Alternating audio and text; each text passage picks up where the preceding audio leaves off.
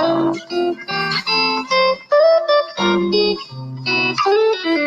Filmatics. Thank you for coming back to part 2 with our special guest, Kevin Bannerman.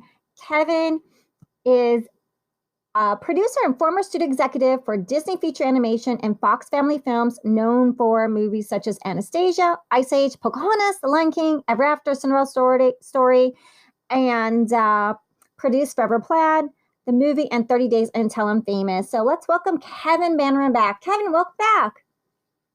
Hi, Marilyn. Thank you so much. It's really thrilling to be here. Yeah, so we were talking, and Kevin was sharing his story, how he moved from Kansas. His father was a pilot, was in the Air Force, because my dad was a pilot in the Navy, so sorry about that.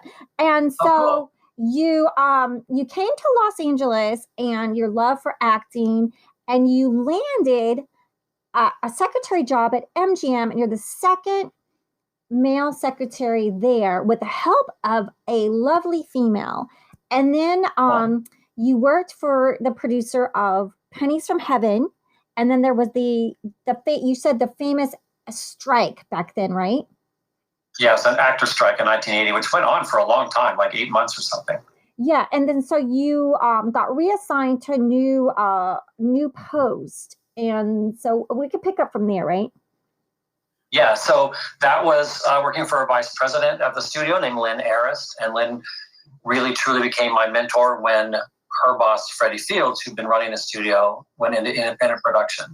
And he brought her over as a VP. And then she went in one day. He hired a woman to be our creative executive, like to be his reader, basically. And the woman had no experience, and she really was not good at doing coverage. And Lynn got a couple copies of her coverage and marched into Freddie and said, "There's no way I'm going to work with this woman. She doesn't know what she's doing.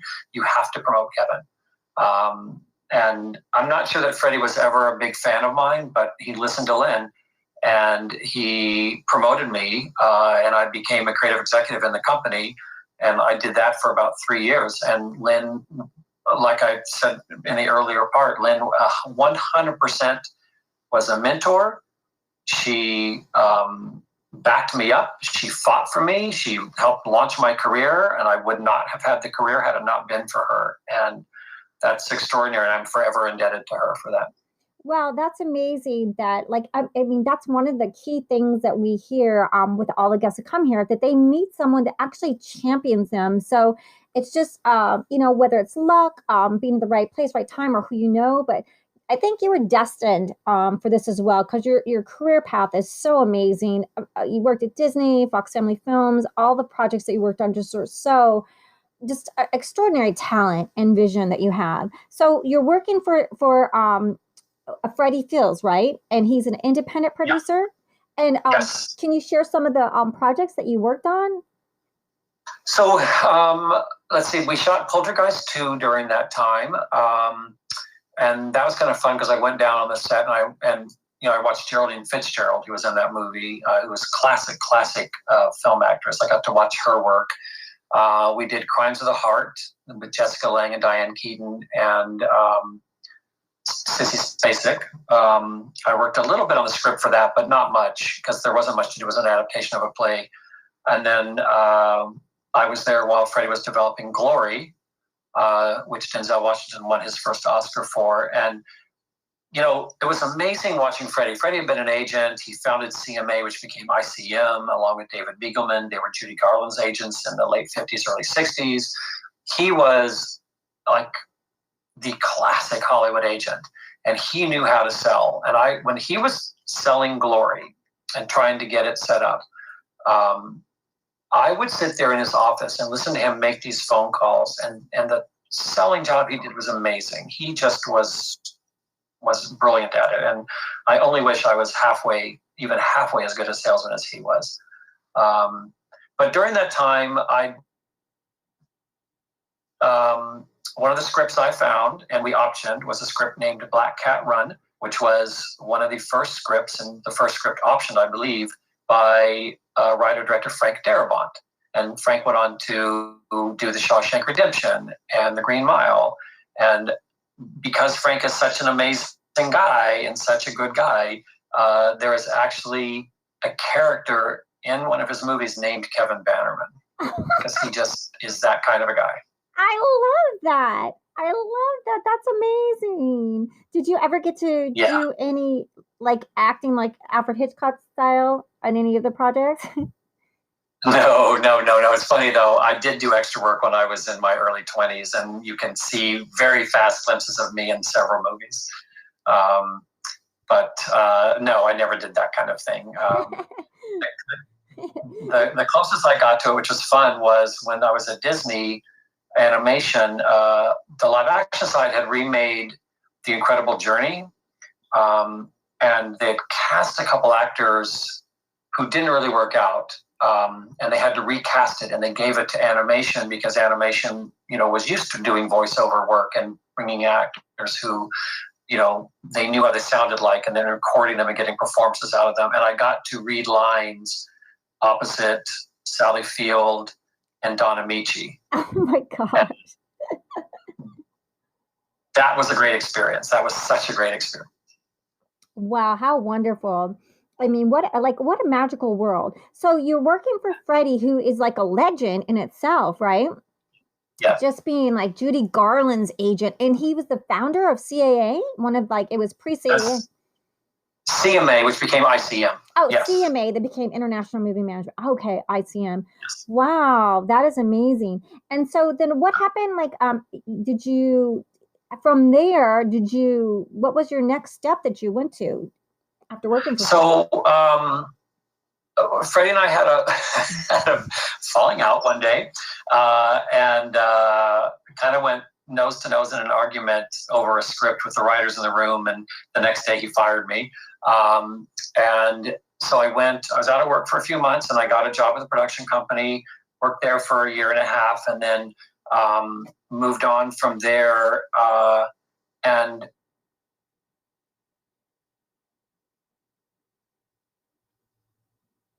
we're just seeing if we have. Hello, Kevin. Do we have you, Kevin? What happened? Yeah, here I am. Okay, yeah. So you, we were the Wi-Fi probably went out a little bit. So you went to a year at a production job, and then from there, did you go to Disney? Was that your first place, or Fox? Yes. So a friend of mine said, "Oh, Disney's looking for a development executive." So I got an interview with them and interviewed. It was like a 5-hour process. You interview with so many people over there. And that's where they asked if I knew musicals. And I was like, "Oh yeah, I love musicals." And we talked musicals for a while. And then did I know Disney movies? And I was like, "Yeah, of course I knew Disney movies because I'd grown up with them. I'd seen all the animated movies except for I think one."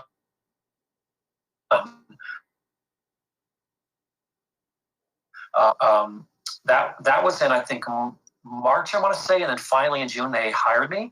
And just as a little great side story, one of the reasons they hired me was because before I went into the interview, which was in March, a movie had come out in that previous November called it was the Rescuers Down Under, and I hadn't seen it, and I thought it was a little kids movie, and so I thought, I'm going into Disney. This is before it was out on home video. And I was like, I got to find it. So I actually found it in a movie theater playing in Cerritos at 10 o'clock on a Saturday morning, went to see it. And on Monday, one of the first persons I met with in the interview was the producer of that movie. And he asked if I'd seen it, and I told him the story. And so, I kind of fessed up and said, yeah, I just saw it. And when they hired me 3 months later, he said, one of the reasons we hired you was because you did your homework. So, a lesson to everyone, because I teach now, I kind of teach professionalism to college students. And I always tell them a story, like, be prepared, do your homework, go and get all the information you possibly can if you're going to interview with somebody or at some company. So I got that job and I learned so much.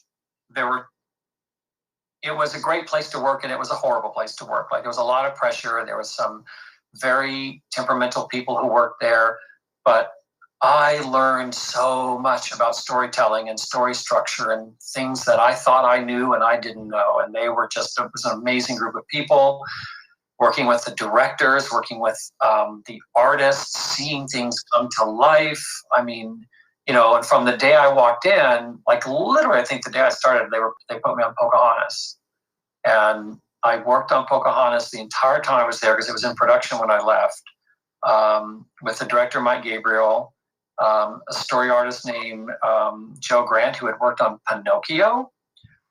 That was amazing, and learning about art and learning about storytelling. I remember Mike Gabriel going to his office one day, and he was watching The Legend of Sleepy Hollow, the animated, Ichabod Crane movie. And he said, watch this sequence. And it was the sequence where the horseman is chasing Ichabod. And he said, here's like a 7-minute sequence with no dialogue. It's just action and character and dynamics. And boy, was that a great little lesson to think about. Like, you don't need people always yammering to each other. Animation is a visual form, and it's a visual form of storytelling. So you want to marry both great storytelling with great visual art. And it was just a great lesson. So I learned so much there. I worked on Pocahontas. I worked on Lion King. I hired writers for both of those. I worked on Hunchback of Notre Dame. I hired the first writers on that. I brought writers in. I worked on some shorts, on a Mickey Mouse short and on a recycling short. It was just an incredible place to work. It was very stressful in a lot of ways. Long days. How long does it take? It was. Pardon? How long does it take? Because you said you were there at the start of Pocahontas, and when you left, Pocahontas was still being made. Like how long traditionally is an animation? Once you get your basic script, in development, you probably, before you actually start animating, it's probably a good 2 years because you got to do character design, storyboarding, and things like that. And it just depends the way they work. And then once you're in production, it's about a 24-month process. So Pocahontas kind of hit the ground running because Jeffrey Katzenberg loved the idea of it. And so it was definitely put on the fast track. So I think it was, I don't know, it might have started production by the time I left, but it was in development the whole time. And I put the writers on that, and one of the writers I found was the woman right out of AFI named Susanna Grant, who went on to become a major Hollywood director, writer-director, just lovely, lovely woman. So I kind of feel like I had a hand in, launching a couple significant careers in Hollywood, which was great. Oh, that's amazing. That's really beautiful. And I love how women helped you, and then you helped some women as well. So that's just a beautiful, beautiful, just paint it forward. That's lovely. You have to. You can't underestimate the value of having a strong network and strong relationships, which are built on trust and built on understanding that, if someone helps you, you pay it forward. You have to. Otherwise, you're just, who wants to hang out with you?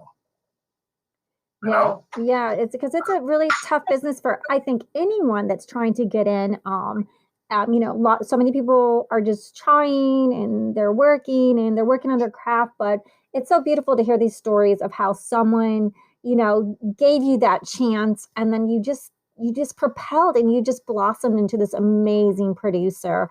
And thank goodness for your friend Linda. She had a good eye. Thank you. Yeah, and it's great. I kind of pride myself on spotting good young writers and knowing good talent and knowing good writing, and so I've been able to launch some careers and bring on some writers and work with them, that have been around for a long time, and I gave them their first break on a lot of things, and or a first maybe significant break, and that's a great feeling. It's a great feeling. Yeah, and then so you then you eventually left Disney, and is that when you went to Fox Studios, Fox Family Films? So Fox was just launching its Family Films division, so I went. I was lucky enough to get hired over there, and at the time, they were doing both live action and animation, and very few people had animation experience, and very few executives. And so I had live action experience, so I married both skills, and that was a phenomenal experience. I never worked anywhere as nice as Fox. they were just the best. The crew was best. The executives, all the bosses were great. Our team was great. It was just awesome. And they had just made a deal with Don Bluth and Gary Goldman.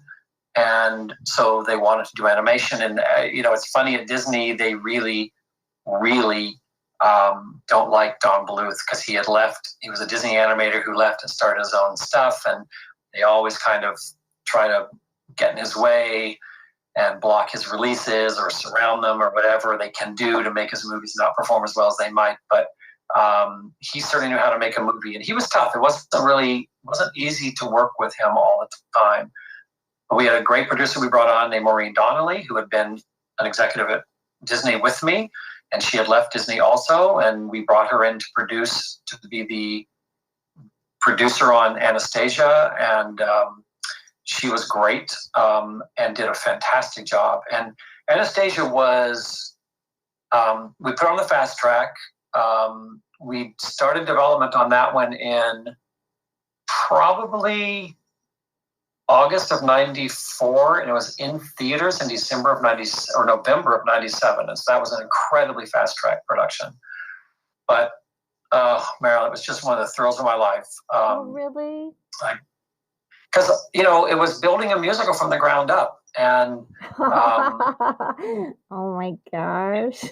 So for me, who loved musicals and who had grown up on these musicals, who'd grown up with Damn Yankees and The Music Man and Gypsy and Funny Girl and Oliver and all these great musicals that I would see and just love. And then working at Disney when we did Lion King and Pocahontas and getting to, be in that world, but not directly working on the music. Then at Anastasia, I was the guy who was tasked with leading the charge on it. And, of course, there was my boss, but it was the way Fox worked was if you were the executive, you had to really take responsibility for every aspect of it. So I got to go to New York and I got to interview in a couple of days' time. I interviewed Stephen Sondheim and Cy Coleman and Kander and Ebb and Betty Comden and Adolph Green and talked to them about it and pitched the project, and everybody loved the idea of it. And then I had met some songwriters at Disney, Lynn Ahrens and Stephen Flaherty. They did a project at Disney that didn't go forward, but they were lovely, lovely people. And I pitched it to them, and I came to believe that they were probably the best suited for it. And we had to have them do a couple spec songs, and then we had another team, a British team, do a couple spec songs. And Lynn and Stephen understood they understood the animation was a visual medium and not a stage medium. And they wrote lyrics that were active that you could animate to and do action to, where the British songwriters who were from the stage really wrote as if a person was standing on stage singing a song. It was very, very different things. So Lynn and Stephen got the job. And,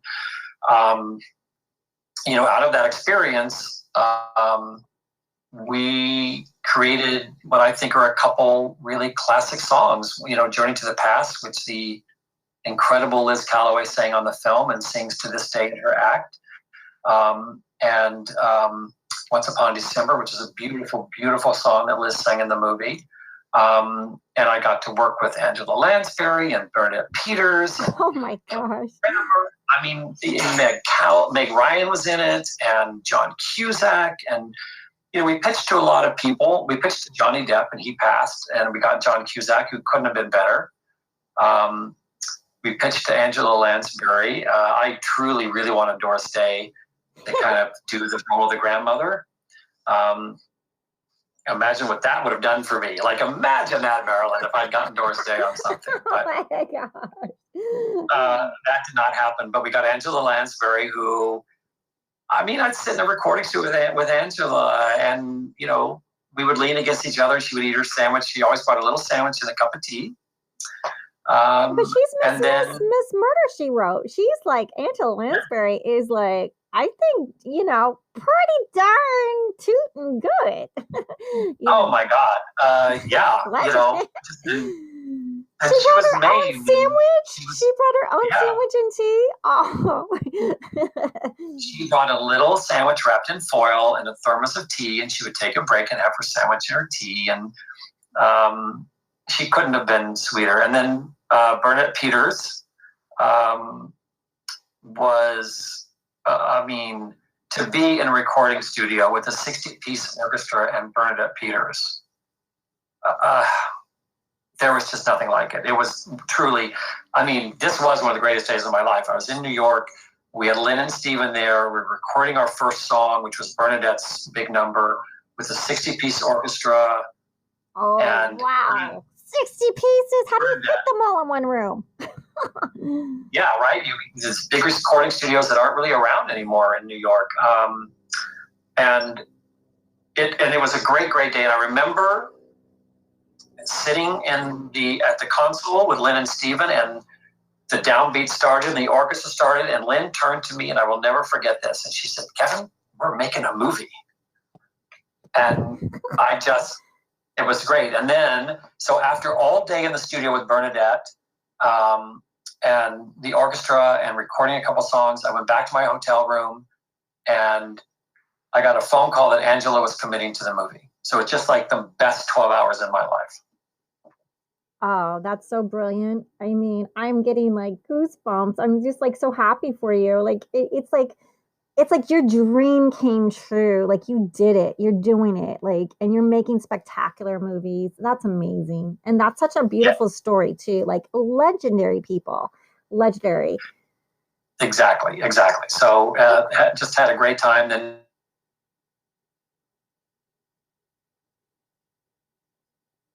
Forte, who was amazing. Was really Laurie's concept. And then it was her concept to do a story set in the Ice Age. It was my idea to take this particular story structure that I knew from an old movie and kind of work from there. And we did Monkey Bone, which was, did not turn out to be a great movie at the end of the day, but it was a great movie to make because we took over an entire studio, Rinmar, over on Coinga, which was the old Zoetrope, which was an old independent studio. And we had sets on all the sound stages, and we had puppets, and we had great actors, Brendan Fraser and Bridget Fonda, Whoopi Goldberg, and we had this huge sets that were so amazing to go on to. So that was a blast to make. Did not do well, sadly, poor little Monkey Bone, but it was a great experience to work on that. And then after 7 years, I left Fox, and they were going through a bumpy ride, and they let a bunch of us go before Ice Age came out. And then, kind of the history of the world, like Ice Age came out, was a huge hit, but I was already gone. So, I did some independent producing. I did Forever Plaid, which Stuart Ross, who's a friend of mine, created the show. And we did a 5-day shoot for the movie, kind of a live concert staging, and that was fun. And then a lot of posts on that. And that was a blast. And I did a movie for VH1 called 30 Days Until I'm Famous, which also had some original music in it. So that was really cool. And that was a lot of fun. And then I've been developing stuff and worked on some productions and worked with like the ASCAP Musical Theater Workshop and worked with up and coming theater writers, which I love doing. And I've developing projects, and I'm working with some directors right now. So it's all like, it's just this ongoing process that just keeps moving forward. And, I am the luckiest guy in the world to get to work in the only business I ever wanted to work in. Oh, that's amazing. And I love Ice Age. So cute. Oh, thank you. Yeah. Nut, and then it just cracks the ice. Like I just. So here's a true story, which is probably out there, but that character was never in the script. So we modeled the script. If you watch an old Western called Three Godfathers, a John Ford movie with John Wayne is the most famous version. It's about 3 bank robbers who come across a covered wagon that was attacked by the Indians, and the mom is dying, and the only survivor is the baby, and she says, take the baby back to this town. And basically, we, looked at that structure and said, this is such a great idea with 3 animals taking a human baby back to civilization. And all the other character stuff was unique to Ice Age and told from an original point of view and great characters and everything. But that scrap was not part of it. And then one day, the producer called me. She said, okay, when you come into New York next, because I was out there about every other week, we're going to pitch you something. And I just want to set it up for you that it's not part of the movie, but this guy who was head of layout came up with it, and we think it's really cool. We want to show it to you. So I was like, okay. So I got to New York.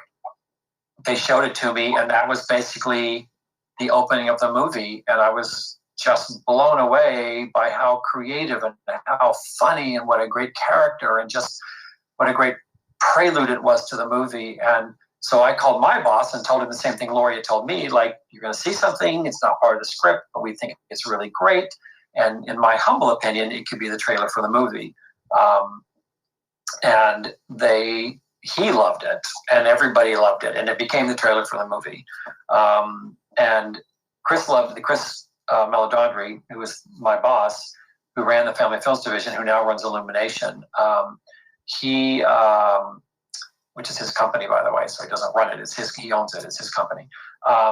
He loved the Scrat so much that they added the Scrat throughout the movie in little bits and pieces and everything. And clearly it made the movie even funnier than it was intended to be, and great bits. And that character's gone on to become an iconic character and not in the script at all. This just shows you the level of creativity of these artists that are in the animation world. That is an amazing story.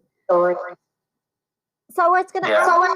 So where do our audience keep up with what you're doing next?